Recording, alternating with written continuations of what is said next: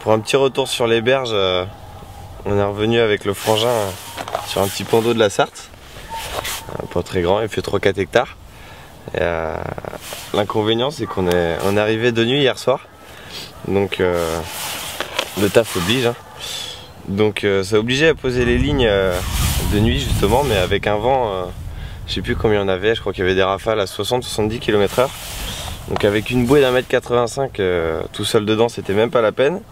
Donc heureusement qu'on n'est pas très grands tous les deux et pas très costauds, ça nous a permis de pouvoir y aller tous les deux. On a posé un petit peu en vitesse, mais du coup ça n'a rien donné. On n'a pas pris de peuplier sur la tête, déjà c'est déjà ça. Donc aujourd'hui là on va laisser les cannes tendues jusqu'à midi, 1h.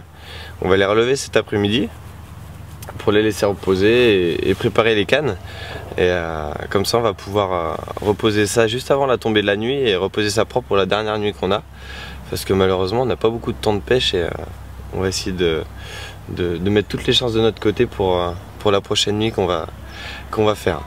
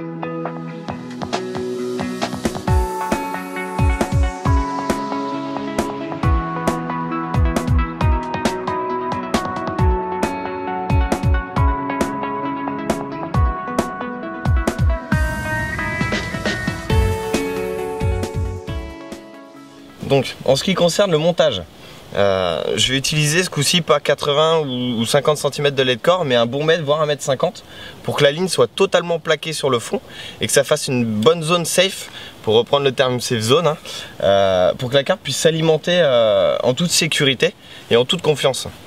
À celui-ci j'ajoute en fait, au lieu d'y ajouter un clip plomb standard, j'y ajoute un clip plomb hybride, qui celui-ci est totalement fixe sur la ligne, hein.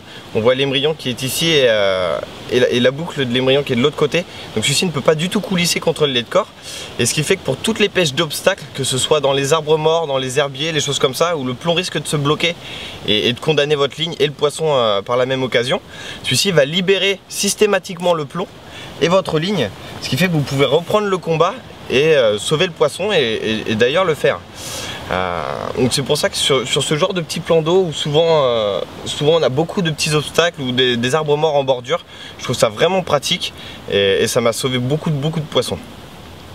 Derrière, alors on part sur un quick link, hein, tout simplement rajouter à l'arrière du clip plomb, tout simplement pour pouvoir changer rapidement de bas de ligne avec un link loop, hein, forcément. Le bas de ligne, lui, en end trap. C'est une end trap de 20 livres, hein, pour la pêche de plan d'eau. On a quand même de jolis poissons ici. Donc bordure, jolis poissons, on va éviter de mettre du 15 livres quand même parce que ça pourrait faire un petit peu juste et avoir quand même une certaine résistance. Donc dénudé sur les 1 cm ou 2 juste avant l'hameçon pour pouvoir avoir une belle articulation qui elle est bien marquée grâce aux sinkers juste là. Donc je glisse sur le bas de ligne. Et derrière le montage tout simple, en fait, le cadet rig, donc avec le cheveu qui ressort juste un peu avant le nœud pour pouvoir avoir le cheveu bien sur l'arrière et l'hameçon qui est super bien présenté, qui pique vraiment bien. Et en parlant de l'hameçon, justement, j'ai mis un petit Weight Gapix, toujours pareil, hein, pour avoir un hameçon assez fort de fer et résistant pour éviter de se faire ouvrir sur un gros poisson. Et concernant les appâts, là c'est pas compliqué, un petit dumbbell sel pour compléter l'amorçage un peu coco que j'ai mis avec le chêne vie, etc. Je vous présenterai tout à l'heure. Et un petit grain de maïs plastique Corda, pareil, celui-ci aromatisé aux fruits, donc ça devrait pouvoir le faire pour cette nuit.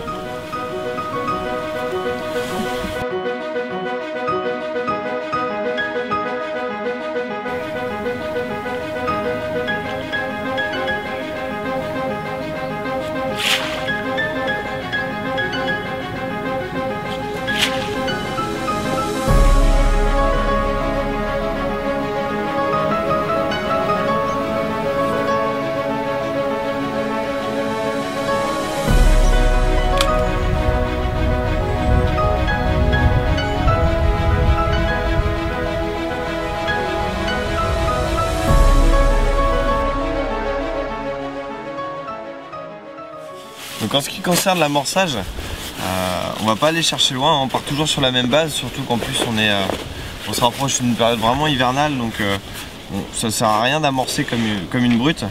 Donc toujours une base de chêne vie sur laquelle je rajoute quelques pelets The Cell, étant donné que je pêche avec un parfum The Cell Mainline, on va mettre les pelets qui vont avec.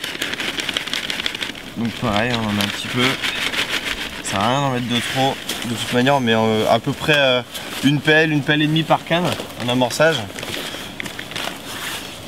Pas plus. Pour pouvoir aller en reposer un peu après si on a fait un run. Et donc par là-dessus, de la farine pour que ça fasse de la particule. Donc là un stick mix à la coco, méthode mix coco pardon.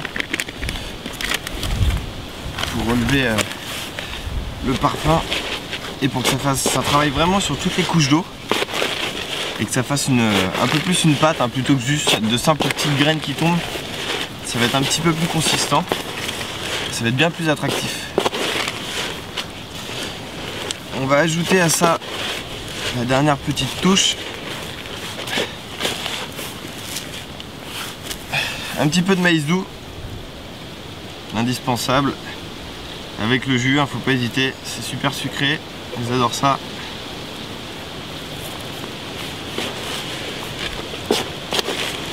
On mélange tout. Donc ça fait vraiment quelques petites taches jaunes là, donc sur tout un lit de chêne vie totalement noir. Donc avec le petit maïs plastique Corda qu'on a sur le cheveu, c'est vraiment noyé dans la masse et ça pêche vraiment super bien.